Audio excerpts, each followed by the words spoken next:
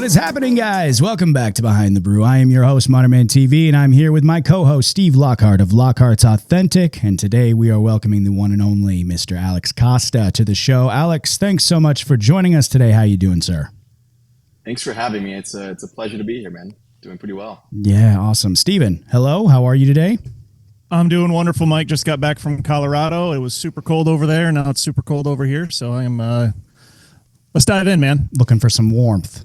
I'm looking for some warmth. I'll tell you that much. Alex, you look like you're freezing too down there, up there in New York. I'm in Nebraska, so you're up there for me. Yeah, we got a lot of snow last night, which I personally love as long as I don't have to do much outside. Nice to look at. But yeah, we've had a really brutal winter so far, actually. I've been here for 2 years. This is definitely the worst winter we've had. I love New York, though. I've only been once, but like it was such a weird experience for me when I went to New York. I remember getting off the bus because we flew into JFK, I believe, and then they kind of like took us on a bus, took us into the city. And I got off and I immediately was like, I had this like past life experience, as weird as that sounds. I was like, I have been here before.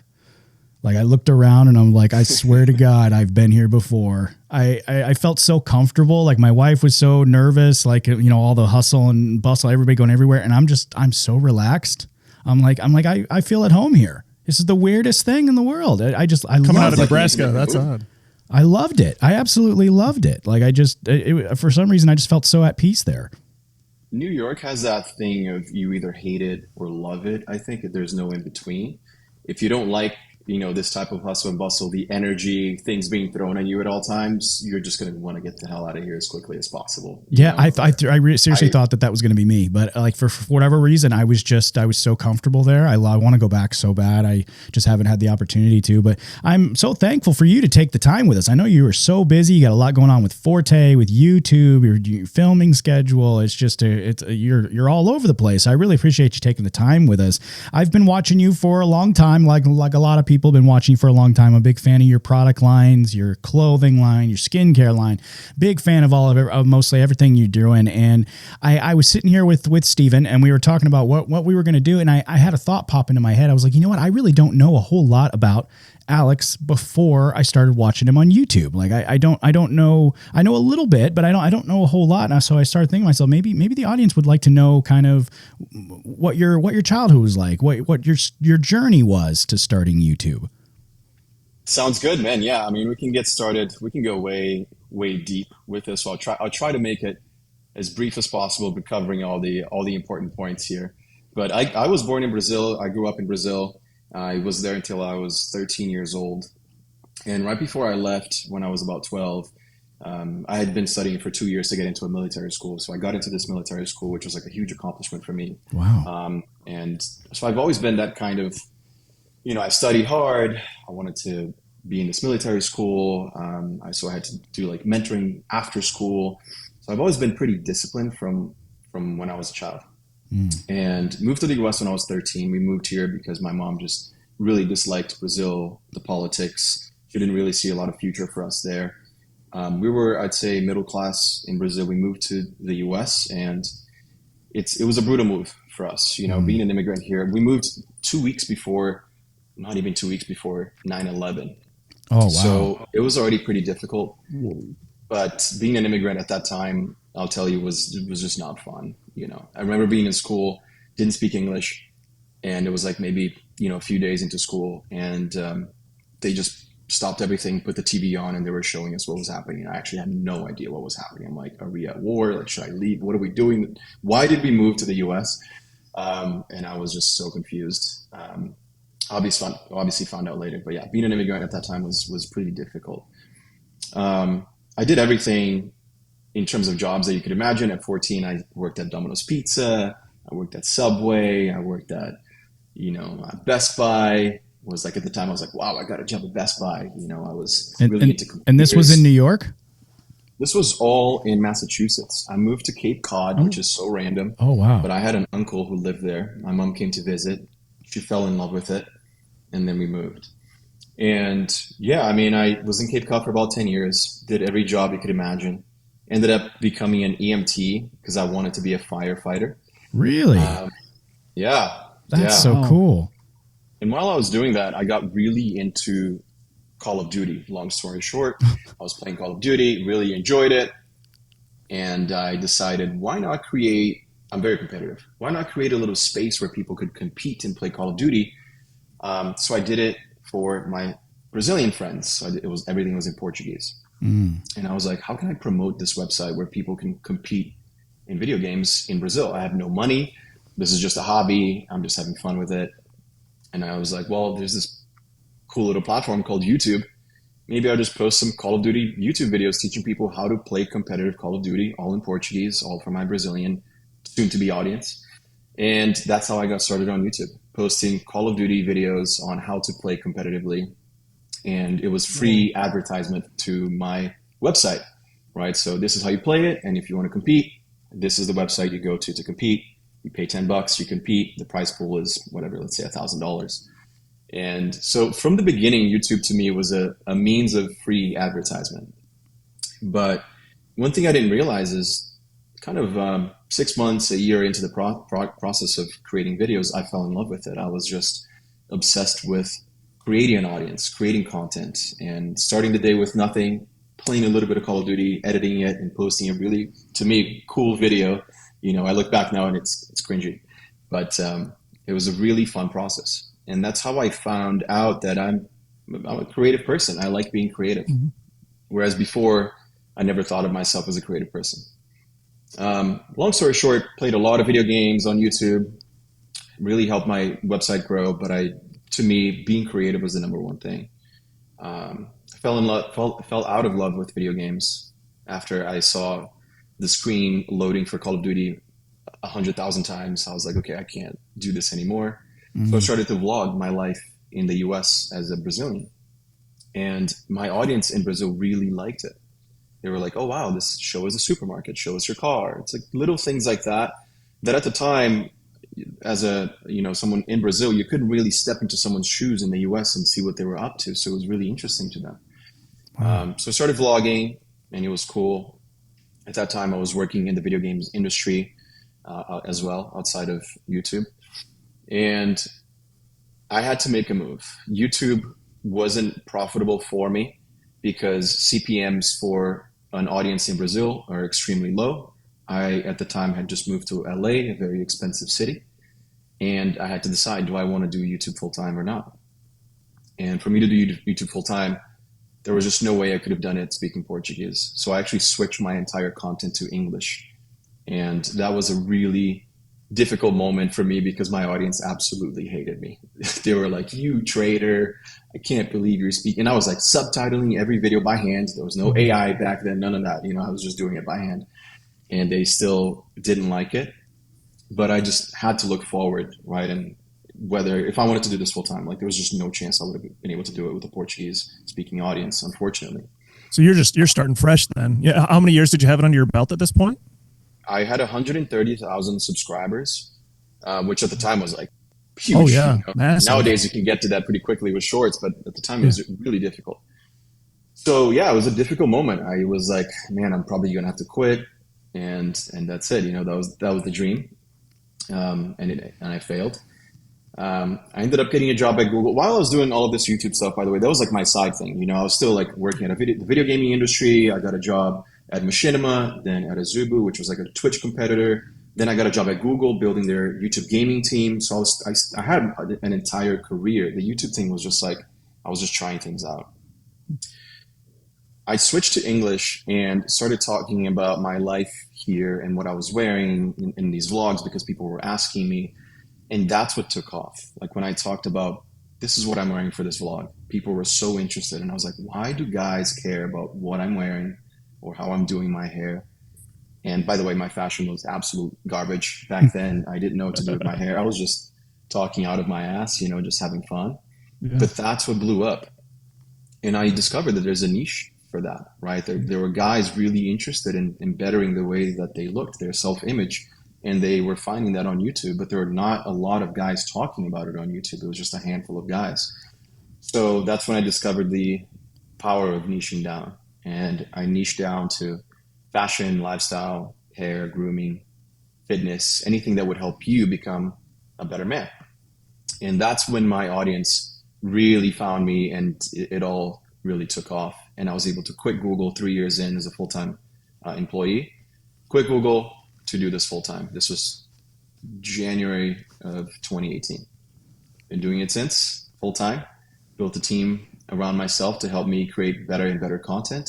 And of course, launched the brands that you mentioned in the beginning of the podcast. That's it. Do you want to give the listeners? Do you Incredible. want to give them a rundown of all the different brands that you're running now? Yeah. So Forte series was my first brand launched. At first it was just a men's hair product line, and we launched with a clay, really ugly packaging, really ugly website. But I was at this, I would say, like maybe the peak of my YouTube career then in terms of views and subscribers gained. I was getting like 80,000 subscribers a month. So it did really well. We sold, I believe it was like $50,000 worth of products in our launch, which was like we sold out. It was great. And then we launched with that kind of like momentum. We decided, hey, let's launch a clothing brand and maybe a skincare brand. We were just excited about launching new products. And launched ATOS Apparel, which is a apparel brand. And then we launched Apricus Skincare, which is a skincare brand. Yeah. So what we're doing now is we're actually sunsetting Apricus. It's done. We are fully focusing on Forte moving forward. We still have ATOS, but we're not developing any new products as of right now. So right now, it's really Forte. That's I hope ATOS is not going away. I love your guys' crew neck sweatshirt. I still have it. Like I wear it all the time. It's such I know. It's a tough company. one because I love it too, of course. And there's something special about clothing because I see other people wearing it as opposed to like a hair product. I don't know what you're wearing and I have to ask you. There's something special about seeing your logo that people are wearing. But yeah, Forte to me has been just a winner. Just overall, that's what people really love. And we just don't want to take our attention or focus from Forte right now. Put your energy into the winner. Yeah. Well, and that kind of goes back to what you said earlier when you realized that the YouTube to your Brazilian followers in Portuguese, it didn't make sense anymore, and trimming the fat and going where the business is. That's commendable. That makes sense. Sometimes you just have to make those hard decisions, right? And sometimes I think I take too long to make those decisions. It's a problem that a lot of us have, especially when, Apricus was profitable, right? My Brazilian audience, I was still profiting off of my YouTube audience in Brazil. It just wasn't enough. I knew that it wasn't going to be enough later on. So yeah, sometimes we just have to look ahead, plan out, and see if it makes sense to keep going or not. And you have to make the hard choices. Yeah. Because our time and our time and energy and focus, it's a finite resource. You can't just, you get spread so thin, you just can't do it. As a creator, we're so lucky that we get business ideas or options kind of thrown at us. The bigger you get too, like the more emails you get, hey, we'd love to partner you with this or that, or hey, you should become a partner in my company. We'll give you equity. You should start this company because, you would sell so much sunglasses or accessories or whatever, right? So then you split your focus so much because everything is so shiny and exciting, but really you just need to focus. Right. And it's hard as a creator, but you need to focus. Yeah. That's the discipline that you talked about earlier that when you were studying to get into the military school and everything. Yeah. And I think I actually am pretty bad at focusing on one thing. I get overly excited because I'm at the end of the day, like I'm a creative. I get overly excited about new things and I go deep into it and I'm like, I'm not going to do it. After I spent 2 weeks thinking about it. Yeah. Well, it's at least you checked. There's some people that don't even look. Like they just kind of they glance over it and you miss all. What's that say? You miss 100% of the shots you don't take. So it's always good to at least take a dive down the rabbit hole and see what's there. I think, even though sometimes it's a little bit crazy. But what I'm hearing, I'm a mental health therapist. I have a degree in that, and so I'm always, for some reason, my brain's always focused on that when people are talking. And so what I'm hearing, what that I liked was there's a soul behind what you do. I know we know creators out there that don't have that. Like they're purely in it for the money. there's not, and I'm not, saying anything negative about anybody, but I believe anybody can tell when there's a soul behind what they're doing and when there's not. And so I heard, the people in Brazil where they were looking at you because I feel like you were giving some of them hope over a better life one day. They can see what it's going to be like. If I were to take that plunge and go to America, they can kind of live through you a little bit. And, it does suck that some of them had negative feelings, but that was gonna. I mean, what are you gonna do about that? Anybody? It's YouTube. That is YouTube. Yeah, that's social media as a whole. But I also think that's why stuff has evolved the way it has for you, because the tips are coming from a soul. They're coming from somebody who cares about what they're talking about. And I think that that's a big difference. And I was actually just having a conversation with my son about this because he's got a project for school where he's got to start a business, and he's got they have a market day where everybody has their businesses set up on tables and you got to sell your creation to your classmates and stuff like that. And he was talking to me about it, like, what should I do? And I was just telling him, like, you got to go with something that you're passionate about. What do you want to make? It can't be something that you don't really care that much about, because then you're not really going to be excited to work on it, And he was asking me a lot of questions about YouTube because he knows he's like, so why do you do YouTube? I'm like, honestly, right now, my number one goal is to get a play button, 100,000 subscriber play button. That's what I'm hunting down. That's what I think about all the time. That, I may never get there, but you know what? I'm going to break my back trying to get it. And that's what I care about. So he's making 3D printed animals. He's only in like fourth. That's awesome. He's only in like fourth grade, cool. But he loves 3D printing stuff. So we're making these little 3D printed animals, and he's going to have his whole collection of animals on his table. So it's going to be, that's what I heard when I heard you telling your stories. Be passionate about what you do, and everything else kind of falls into place as long as you are genuine and you're feeling passionate about what you do, and you have the put in the work. I think you kind of glazed over how much work it actually is to do everything you're doing. I mean, you make it look easy, but it's not that easy. I mean, it's a lot of work. Yeah, people don't realize. I probably posted hundreds of videos essentially for free. It's one of those things that, like, I know I'm passionate about this. I really like it. I see that there's a little bit of money in it, but it wasn't going into my bank account. Right. I was making it like a few $100 a month, posting YouTube videos for years, right? And that's nothing, right? Essentially, like, I was excited about it. Oh, great! It's going to pay for my car payment, maybe, right? That's cool. That's cool, but it's not a real job that's going to help you. You can't really do that full time, right? Yeah. So it was difficult even explaining to people, like, this is what I'm doing. I'm really trying to do this, especially back then. It's already difficult today, but back then it was really tough. They're like, so what are you shooting videos in your bedroom, and then what, you get paid for that? That's weird. But now people have a better understanding of that. But you're right, Mike. I think at some point, like, I realized that it's funny because I don't really like giving advice that much. I feel like I'm an older brother, right? So I've always had to give advice, and I've always had to help my brothers. And through YouTube, I've always helped. It's always been about giving value. But there's a part of me that I'm like, I don't know, I don't like boasting almost, or acting like I'm superior. And sometimes when you're giving advice, you kind of have to come from that authority perspective. And I don't know. It's that imposter syndrome that a lot of people kind of 100% fall into. Yeah, but you are more knowledgeable than you may think. Or give yourself credit for. It's totally understandable.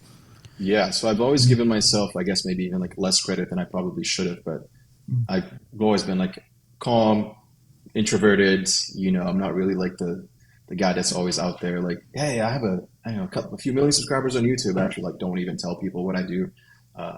When I meet them. So. Yeah, but I did glaze over the work. It was a lot. It was a lot of work, man. Yeah.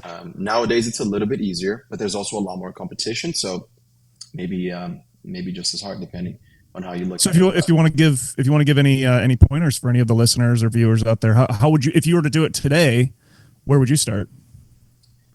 So it's really different today. The way that I would do it, it depends, right? So there's a lot of ways that you can look at this. I've made most of my income through brand deals in my career. Like, my career earnings, the majority of it came through brand deals. I was able to position myself in a way that I would get the best brand deals. When you look at all the men's fashion, men's lifestyle influencers, they really haven't worked with the brands that I've worked with, right? So I was lucky in a way that in the beginning of this, I positioned myself to work with MasterCard and American Express and these credit card companies, to work with Delta and American Airlines, like to work with Old Spice and Axe, who maybe not like high-end brand, but they have a big budget. And a lot of the creators, they started working with brands that weren't really paying them well just because it was like their first brand deal. So they work with, let's say, teeth whitening or detox tea or whatever. And that kind of took them out of the view of these larger brands, because to them, they wanted to work with someone who looked a little bit more high end, let's say. So I would focus on what you want to achieve, what brands you want to work with, and then really focus on branding yourself to those brands if you're thinking about turning your business into a brand deal machine, let's call it. But nowadays, you have so many other options as a creator. You have, for example, creating your own products, right? Mm-hmm. And it could be sunglasses, right? There's a vlogger, Daniel Dallin, he's crushing it right now, and he just launched his sunglasses right now because he was wearing them all in the vlogs. People were asking about them. Easy opportunity. Let's make sunglasses. Let's sell them. And then there's digital products, right? You look at Iman Gadzi, for example, even Alex Ramosi. Those guys are just selling digital information, digital products, right? So if you want to do that, niche on one specific topic, you don't need 1 million subscribers. You need 10,000, if that, to sell a high ticket product to your audience if it's super focused and niche down. So there's a lot of ways to do it. In terms of growing an audience, I would say obviously vertical content is really what's blowing up right now still. Yeah. TikTok is back. It was gone for 16 hours. So, focus on TikTok, focus on shorts, and focus on just getting the right audience, understanding your audience. It's not just about the views and the number of followers and subscribers is less and less relevant nowadays. I was just going to ask you that, actually. I read an article recently. It was just an opinion piece on YouTube where I believe the title of the article was the subscriber is dead. So the days of getting 100,000 subscribers or 1 million subscribers, people are doing it obviously, but the point of the article was that it doesn't hold the weight that it did even 5 years ago, having that level of subscribers or followers, even if you want to transfer it over to platforms. So that's kind of what you're talking about. Yeah, exactly. It's having the right followers. And look, when you're doing a brand deal, with a massive brand who wants to call you an ambassador, right? To say, hey, I'm working with Alex. Alex really likes this brand. Let's say Creed, right? Yeah. The followers do matter, but it's just your image is going to be the first thing to look at. The followers matter in terms I would say even more engagement matters in terms of the payout, right? Because the more engagement you have, the more views, the more followers, the larger the check, let's call it, right? Mm-hmm. But even nowadays, it almost works against you sometimes too, because let's say a really large follower charges $10,000 for a post on Instagram, right? And then the brand has $20,000 in budget. They might work with one big follower Instagrammer or whatever, and then 10 smaller ones instead of working with 2 large influencers, right? Yeah. Because those 10 small influencers, they create 10 pieces of content, and nowadays we know that there's actually a lot of chance they're going to go viral. Yeah. You give yourself 10 chances of going viral, and it's very possible with TikTok, for example, right? So I would say even Forte, we work with the majority, it's going to be smaller creators. We're not working with the top guys because they're frankly just too expensive, and the video might not even do well, and then we just lost 10, 20, 30 grand. I've always appreciated Forte working with me on my channel. They've been fantastic to work with. As you know, I've been doing videos. This is my 10th year on YouTube. Starting this month, this is my 10th year, and I've worked with my God, all of these lids are from collaborations I've done with people. And what I've appreciated about Forte, this is a nice transition into talking about Forte. What I've really appreciated is they've always been a brand where they're like, you be you. We're not going to tell you what to say. We'll give you relevant information about the product and what we're trying to achieve and what this is, et cetera, et cetera. But other than that, you go be you and do what you do. And we're not gonna, stand over you and crowd you. I've had brands literally tell me, I've talked about this on other podcasts. I've had brands literally say to me, we want you to say this product is the best in the world in this video. That's what we want. We're willing to pay for it. And I've said, no, I'm not going to do that. Because that to me seems like career suicide. Because chances are I'm going to come out with another video of another one of these products in about 3 or 4 days, and that's probably going to be a decent product, or it may not. I don't know how it's going to crumble, but that's how it goes. But if I just said that product last week was the best in the world, what the hell am I going to say next week when I come out with another one? Like it's just, but I've always appreciated that about Forte, that they and customer or followers can smell the bullshit. They can smell that you're being disingenuous. And Alex, obviously you've got plenty of experience with YouTube followers and the how they respond to those sort of things. So I'm sure you recognize that. If we just tell everybody just here's the script and read it, you know that the followers are going to be like, okay, whatever. And you're going to waste your time. You're going to waste your money on those sort of reviews. So 100%. Yeah. I mean, for us, it's really, and we love working with you too, Mike. You honestly create some of the best videos and just visuals in general that we get for Forte. So every time your videos come out, Matt shares it with the team so we can go and check it out. So really appreciate working with you for a while now, for a couple years. Yeah, a couple years. So it's been awesome. I appreciate that. It's hard, right? It's a tough balance because as a brand, obviously you want to give some type of guidelines and structure to the creator without taking away too much their ability to do what they do best, which is to connect with their audience. And I have the benefit of being able to see from both perspectives. Like you said, Steve, I get those briefs all the time, right? So as a creator, I'm like, okay, I'm getting these briefs. This is what I like. This is what I don't like. And then if I get anything that's really good, I'm like, yo, Matt, we should add. Matt is my influencer partnership manager. Matt, we should add this to our brief. This is such a good idea. Such great communication, in this brief.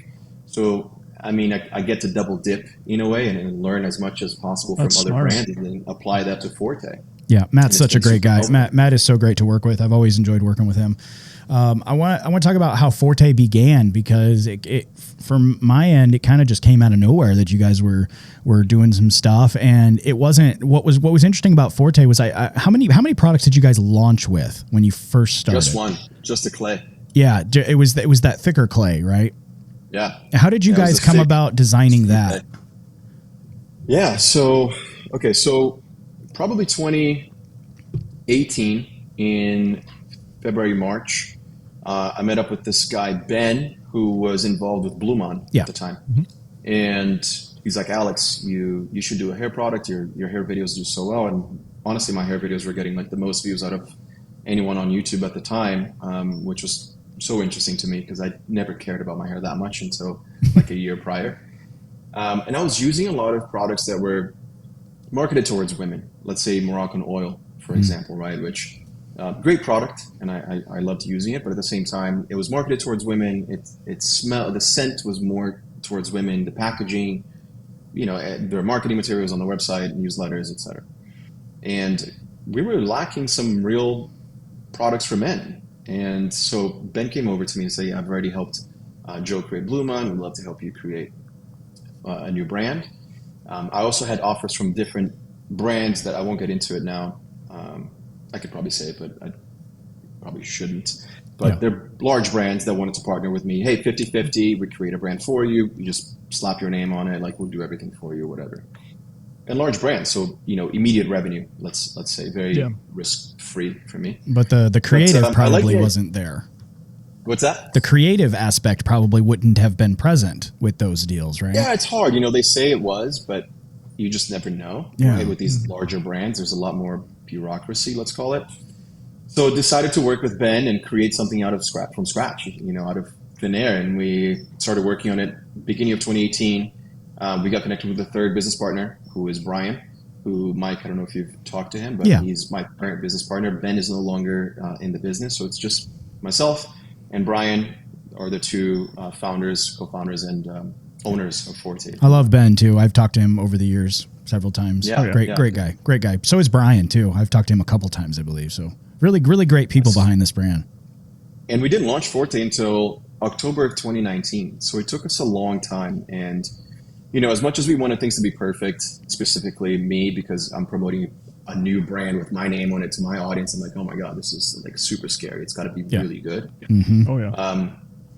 It just wasn't perfect, surprise. And I probably delayed that launch 6 to 8 months more than I should have, which probably cost us a lot of revenue looking back now. So quick tip for you guys, if you want to launch something, like you have to launch it, test it out, see how it goes, and then optimize it, make it better instead of, let me really make it as great as possible and perfect before I launch it. It's just never going to happen. You need the customer feedback before you got to just go for it. I did the same thing. I did the same thing, dude. And Steve, you remember this when I was launching Dauntless. I had a tester group of about 20, 25 people. I called it my testing tribe. And I was sitting there going, I'm not launching this until all 20 some people are happy with the product. And that's why it took me years to launch Dauntless. But at the end, when I finally did launch it, I never had all 20 some people that were in agreement. And you never would. And that's okay. People like different things. People like different colors for the packaging. People like different scents. People like different results. They have different hair types, different hair lengths. So you can't make it fully optimized for every single customer. And that's okay. And, I wasn't an entrepreneur back then. I had no idea what I was doing. So, I can relate. If it was possible, we wouldn't have more than one SKU for every brand would just sell hair product. We sell hair product. That's it. Works for everybody. But no, that's the optimization process. Okay, some people are saying we need this. Some people are saying they need this. There's different styles and everything. And you gotta just go. We got a lot of bad reviews, by the way, for that first product. Well, we got a great amount of amazing reviews, but I think I obviously back then was just focusing on the bad ones, and there were some big ones. It's easy to fall on big creators, and I was like, oh man, we really messed up, but we still sell that product packaged differently with a scent added to it as opposed to no scent back then, and it's our best seller and people love it, right? So it just wasn't for that reviewer's hair type, and for whatever reason, maybe they didn't like me or whatever. But it doesn't matter, right? In the end, it worked out. Yeah, and I think that need to please everybody, it goes back to you're just caring about your audience. Like you said, you think of yourself as kind of like an older brother. And what older brother? I have two younger brothers. One of them's in heaven, but the other one I still talk to and help. And why would you not want to make something that is perfect for your younger siblings? Your in finger quotes, your audience. You visualize all of them. You're like, I want to make all of your hair perfect. I want to help all of you. Like that. That just goes back to that's that need. You care about your audience. You care about your people. You care about your younger siblings, so I can totally see why you went down, because I went down it too. I was like, it's very ambitious to be like, I can make the holy grail of hair products that will help everybody. I can do it. I was scared. I was really scared because all you have as an influencer is your word. And once you lose your credibility, you're done. Like it's really hard to come back from that unless it's an honest mistake, and even then, it's kind of hard. Yeah. So to me, I'm like, well, if I sell them a product, they buy the product, they're excited to try it, and it's shit, then they're gonna hate me, and they're never gonna trust what I say again. So I was really just nervous about them spending their money on something that I'm promoting, and then they buy it and it's horrible. Oh yeah. So I was just really scared of launching something that wasn't going to be. I worked myself up into this like anxiety attack one night when I was getting ready to launch, and I started thinking about, I was watching a news report about the current minimum wage, and I don't remember what it was at the time, but I remember thinking to myself, like, I'm asking someone to spend an hour, money that they earned, they took a full hour to earn out of their life to give to me for something I made in my home. And I'm like, this needs to be, I don't know if I'm good enough for that. And I just, it really like weighed on me for a long time. Like, and it's never gotten, a lot of pressure. Yeah. And I've never gotten past it. Every time I see a Dauntless order come in, I look the person up, to see if is this a first time customer? Have they come back? And every once in a while, I'll write them an email, be like, this is your third order with us. I can't, like, I take it so personally when somebody orders from us. because like I know what it's like to earn that type of money that you're spending, and to like have it to trust us with your hard-earned money. It's never worn down for me. No matter how many orders we get, I'm always still just moved emotionally that somebody would trust us enough to buy from us. It's the most incredible feeling. I want to ask you a specific question though, is how do you feel about the stigma associated with so-called YouTuber products that kind of has popped up over the past years, where they're like, I'm not going to try a YouTuber product. You know, I always laugh when I see that. Yeah, I think it's fair. Honestly, I think it's fair. You know, it's really difficult to be a YouTuber influencer and to be a great business person at the same time. It's honestly really, really difficult. And that's why I have my business partner, Brian, who really helps with the logistics and the management of the business, while I'm more the creative and product development. And, you know, there's, like I said, a lot of offers being thrown at you as a large influencer. People were going to say, hey, just we'll make you a fragrance, you slap your name on it, it'll be great. And then you might get, you know, a great contract, you sign it, but then customer service is horrible, shipping is terrible. There's a lot of nuances, right, that could go wrong, and the influencer might not even know what's going on. I mean, look at, like, for example, you know, a very exaggerated example, but the Hawktua meme coin, for example, like, she probably got scammed. You know, I think she did. Yes. And she didn't even know what was happening. And that's, in a way, it is her fault, but also it's like these guys definitely scammed her. Yeah. She was taken advantage of.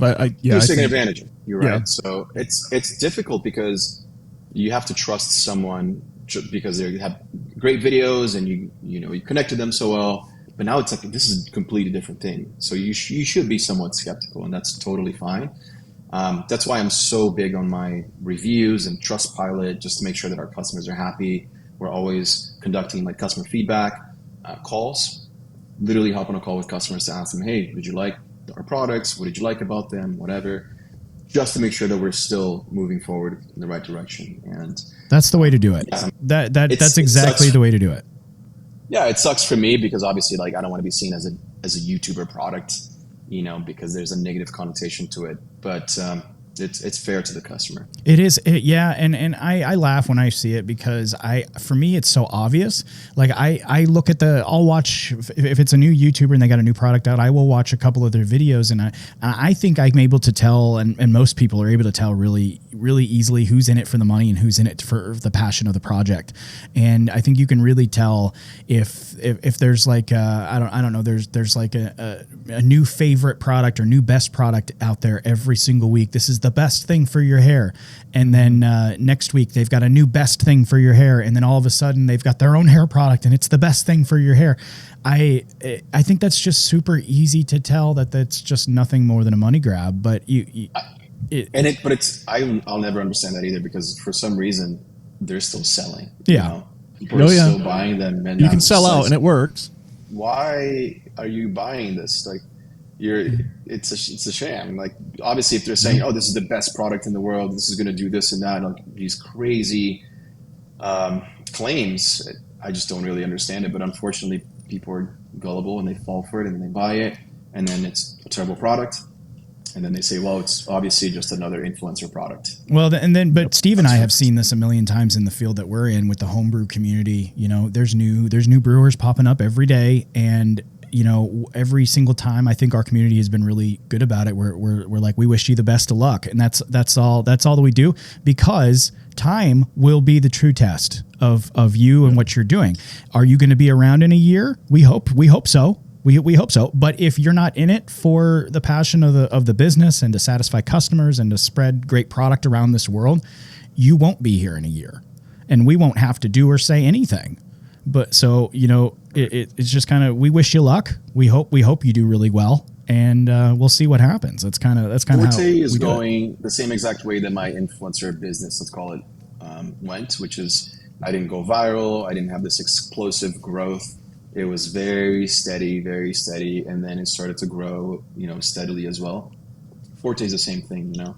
We could deploy all this crazy marketing strategies and push, you know, TikTok shop with these, you know, affiliate influencers, whatever, like saying crazy things about our products, but we prefer that steady growth. As long as we're growing and we're doing everything we can. We want longevity for the business, or we want a healthy business for a future acquisition if we decide to do that, as opposed to just like, inflate our numbers and just sell a bunch of horrible products to our customers and then get horrible reviews. That's not what we want. We're here for the longevity. Yeah, that's the way to do it. And you guys have come out with so many cool products. There's something you guys recently came out with that I have to give you just props on, and I'm not just trying to kiss your ass. Your DOP kit. I gotta give you guys some props on your DOP kit, because and I've how many times people have commented or messaged me going, why are you making such a big deal about the Forte DOP kit, dude? You sound like you're just kissing ass. Like, no, you don't understand. I get about 25 or 30 DOP kits a year. Like, you know how many DOP kits I get sent from brands? It's like, when you look at it from my seat, I have a whole row of DOP kits that I get sent, and they're all the same, like thin, flimsy hardware, thin materials. I've had some that literally just like wear through the bottom after one trip. And then I got the one from Forte. It was like nice, thick leather, sturdy leather, real thick, like, zippers, like the hardware, real sturdy. And I remember like messaging, I think it was Matt. I'm sorry, it was Matt right after I got it. I'm like, dude, what did you guys do with this thing? Like like this is like a Lamborghini DOP kit compared to one I just got from another big brand 2 weeks ago. Like, it was so fun designing that, because, we had just come from designing a lot of stuff from ATOS, and I was like, all right, let's put all of like this creative mind that I'm in right now into a DOP kit, because I hated our old DOP kit. I didn't use it. So I'm like, I don't like having products that are sold from Forte that I don't use. To me, I'm like, I need to really like this product. I don't know if it's an ego thing or what, but I'm like, I need to really like it. No, that makes sense. I didn't like the old DOP kit, and I'm like, let's make a new DOP kit. And to be honest, like, it's not like it flies off the shelf. It's not the kind of product that people buy two of, right? You only buy one and you have it for a long time. And it's not really what people think of Forte when they, when they go to the website. They don't think DOP kit. Our styling products sell way, way more. Yeah. But the reviews have been great, and I take it with me everywhere I go. And I made sure to hit a couple of points, because like you, I get so many DOP kits sent to me. So I'm like, how do I make this just the DOP kit so I don't ever have to switch again? Yes. At the time I was using this like Tom Ford DOP kit that was like $700, and I literally swapped it over for the Forte series DOP kit, which is just better. It just has more compartments. We measured everything so it could fit everything perfectly with the elastic, your toothbrush. It's waterproof on the inside, or resistant, I should say. Like you said, the hardware is really well made, high materials. So yeah, and it's affordable. So it hit every point that I wanted to. Yeah, I've told people, I'm making a big deal about a DOP kit. Yeah, I can understand why that looks weird and sounds weird, but like, I believe in giving credit where it's due. When somebody comes out with something that's genuinely better, and they've made effort to make it better, and I've seen so many crap ones. I just took it with me. We went on a cruise. Was it 2 weeks ago now, Steve, that I was on the cruise? Maybe a week ago now. I got back. I took my family on the Disney cruise to the Bahamas.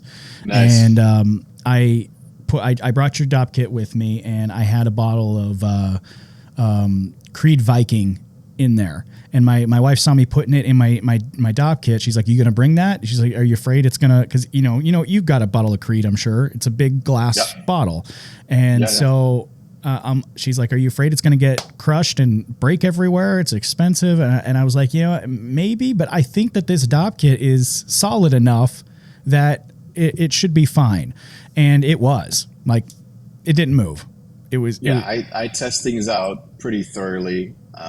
Like I said, it's that thing of I could have probably launched it way sooner, but I like to test things out pretty, thoroughly. And the DOP kit was one of those things. We probably went through a couple of extra revisions that would have been fine. People maybe wouldn't have noticed, but so it delayed us a couple of revisions. That's like a 2-month delay. But in the end, I'm very happy with the final products, and that's all that matters. Yeah, and that's just one thing. I mean, you guys got so many great products now. I know our CEO Ron is a real big fan of your shampoo and conditioner. I love your guys' shampoo and conditioner as well. What do you have a favorite product in the lineup right now, or is it hard to choose? I bet it's hard to choose, but I figured I'd ask anyway. It's hard to choose, but I mean, to me the Texture Clay Extreme Hold is probably always going to be my favorite product. It was our first one. It's the one that works best for my hair, and I just haven't found anything that has the hold. Here's the thing about that product. It's hard to use because it's a tough product. So I brought it with me to Canada, for example, right? So it was on the plane. I get to my hotel. I open the jar to use it, and it's tough. You got to really dig in there to get it out. So you have to know how to use it. It's not a product for the average guy, let's say. It's for the more advanced user. But once you know how to use it, whether you warm it up with a blow dryer or just with your hands, it's such a good result that, to me, it just works really well for my hair. Now, there is a new product that we're launching very soon, within the newill couple of weeks, actually, that I'm extremely, extremely excited for. It's some type of clay, so I haven't announced it yet fully, but that'll be super sick. It's like the coolest product we've ever launched. Yeah, I've got a little preview. I'm not gonna spoil it for you for everybody, but I kind of know where we're going, and I can't say that's a very cool product coming out. I can't wait to say more. So that's gonna be. I think that's kind of a nice side. There was something I wanted to get into. I know since it's early, it's January still. We're kind of in the planning phase typically for any business. What is it? And I know you just got back from Vancouver with your team.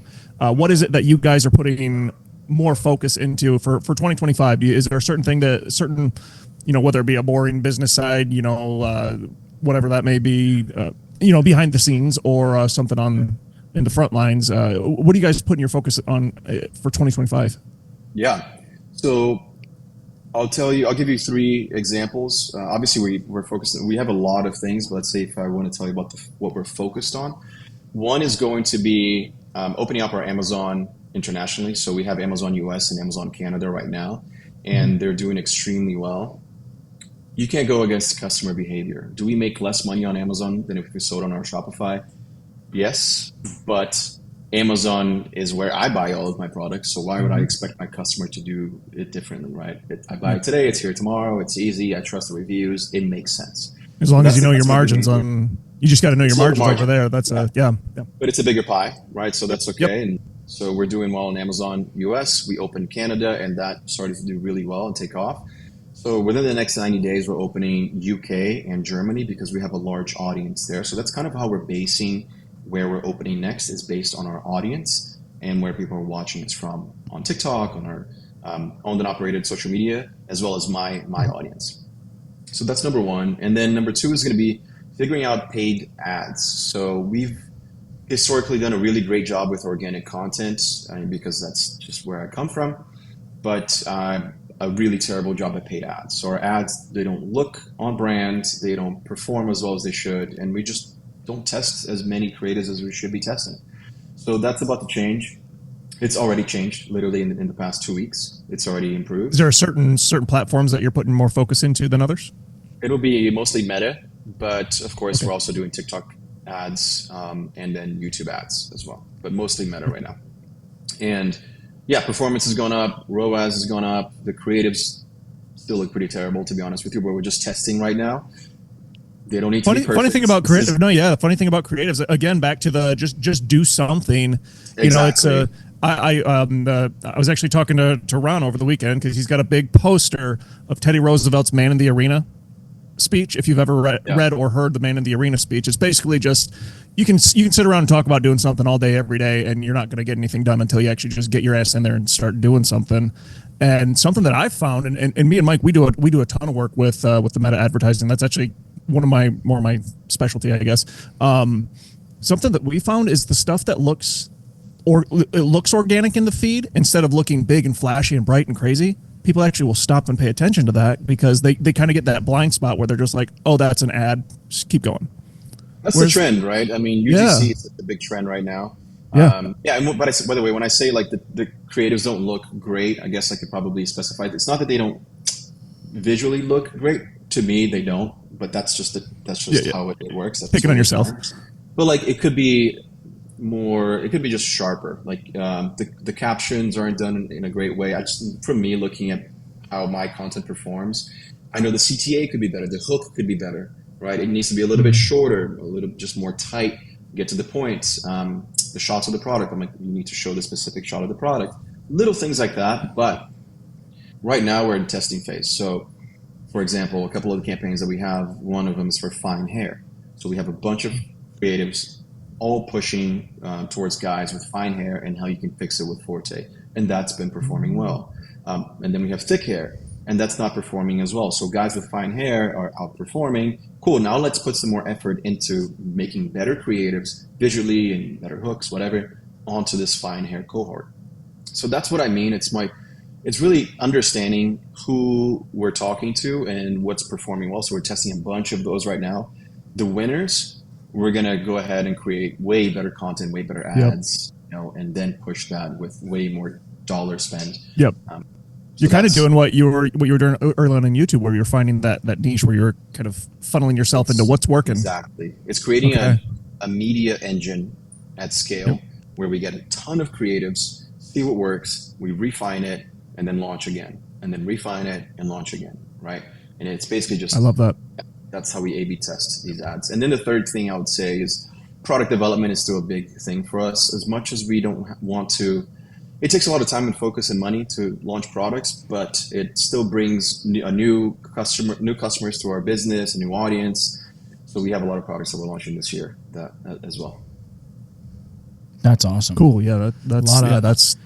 You're stair stepping. I love that the stair stepping into scaling and expanding out into the foreign markets as well. That's really smart. Yeah. Yeah. And then personally for me, I just really want to build more community around Forte, and the vlogs are an example of that. I want people to be more involved with the brand and how we're doing this and feel excited when they buy something or get something from Forte. Maybe it's a in-person event, right? Or webinars or live calls or exclusive community on school or whatever. So I just want to be closer to the Forte customer.